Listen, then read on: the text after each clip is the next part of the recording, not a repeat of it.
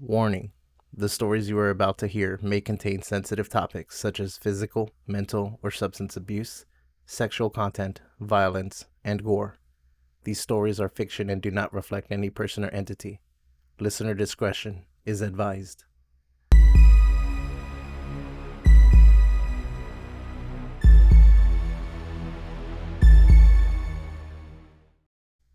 Hello everyone, I'm Bruhdriguez, and welcome to the Moonlit Hour. In tonight's story, when a prank goes horribly wrong, a group of teens are haunted by the decision they made and must suffer dire consequences. Would you be afraid of your own doppelganger?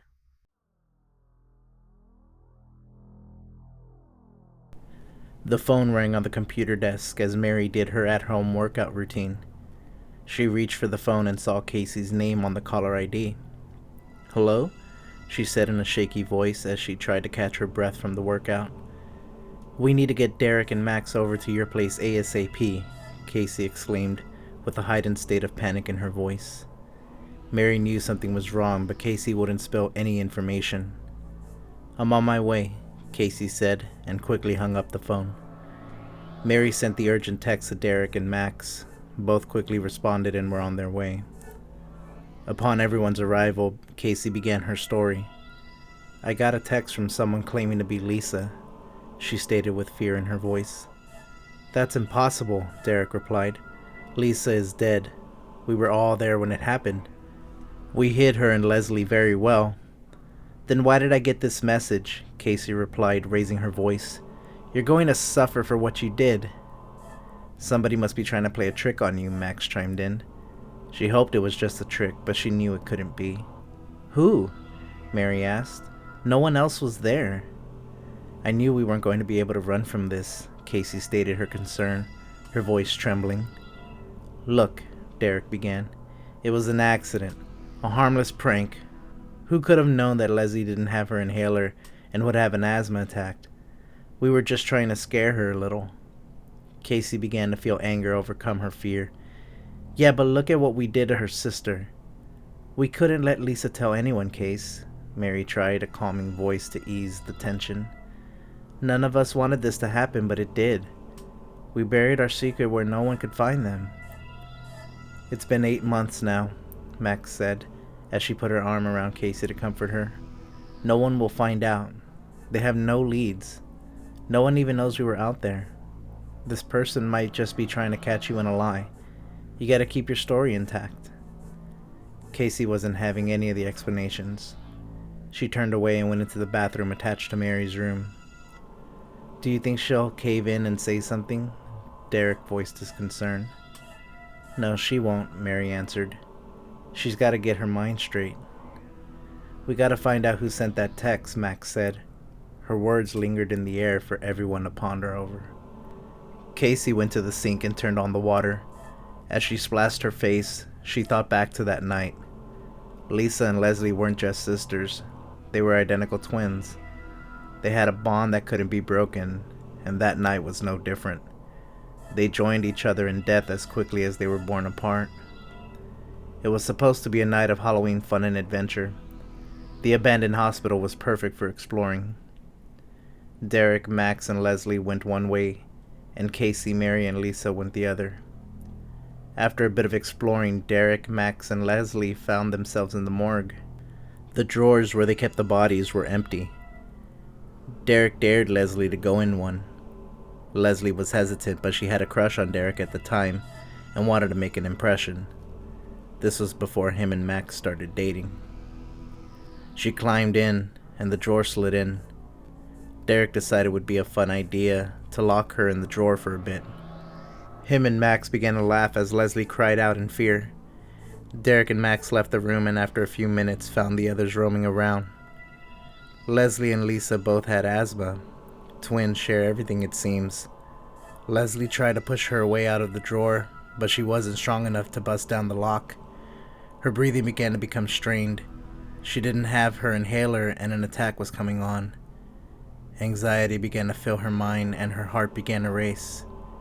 She couldn't find a way to calm herself down. Her screams began to fade into broken cries as she couldn't catch her breath enough to scream anymore. Her vision began to blur as she began to slowly pass out, fading away into darkness. Her breathing faded as her heart began to stop. "Where's my sister?" Lisa asked, concerned about her sister's safety. "She's a little locked up at the moment," Derek laughed as Max joined in. "Where is she?" Lisa asked again, anger filling her voice. "She's in the morgue," Max answered. "We locked her in one of the drawers as a prank. I'm sure she's fine." Lisa pushed past Derek and Max, trying to follow the signs to the morgue. She finally found the room and asked which drawer she was in. Derek pointed it out. She opened the door and pulled the drawer out, but it was too late. Leslie was dead. Lisa attacked Derek. Max pulled her off of him before she could get any more slaps in. Lisa pulled herself away from Max. "You're going to pay for this," Lisa exclaimed. She began to walk away, but Max gripped her by the arm and pulled her back. "You're not saying shit to anyone," Derek yelled at Lisa. "Max and I were just playing a joke. We didn't mean for this to happen."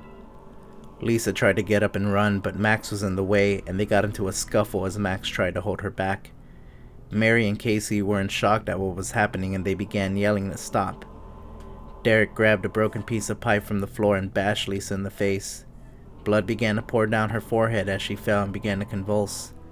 Casey began to cry out loud and begged Derek to stop. Mary tried to pull Casey away from seeing any more of the gruesome sight. Derek took multiple swings with the pipe before Lisa finally died. Him and Max dragged the bodies out back into the wooded area and buried them deep. It was a fenced-off area with no trespassing all around the hospital, and no one knew they were out there, so no one would even know. Derek convincingly told Mary and Casey that they had to keep that secret forever. It wasn't worth ruining their lives over a failed prank. A failed prank that has now come back to haunt Casey and the rest of them. Casey dried her face off with a towel on the side of the sink. When she finished, she looked into the mirror and noticed her reflection was slightly different. She looked exactly as she did, but her eyes were glossed over as an almost ghostly white, and she wore a smile that was wide and evil-looking, exposing rotting teeth. The reflection reached out to Casey's face. Pale white hands with razor-sharp fingernails gripped Casey by the head and smashed her face into the sink. Casey fell back, slamming hard against the door. The group in the room heard her screaming and rushed to the door. They tried to get it open, but it wouldn't budge. Casey sat staring at the figure in the mirror as blood poured out of her mouth. She spit out pieces of her teeth as her jaw began to pulsate with pain. The figure began to climb through the mirror and slowly make its way down the sink head first.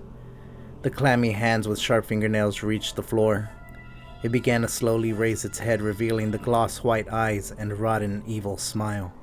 Casey reached to unlock the door, but it still wouldn't budge. Her friends on the other side were banging against the door hard, trying to get in, but failing in their efforts. Casey tried to crawl away from her evil self by crawling towards the bathtub. As she reached the tub, she lifted herself up enough to get her head over the top.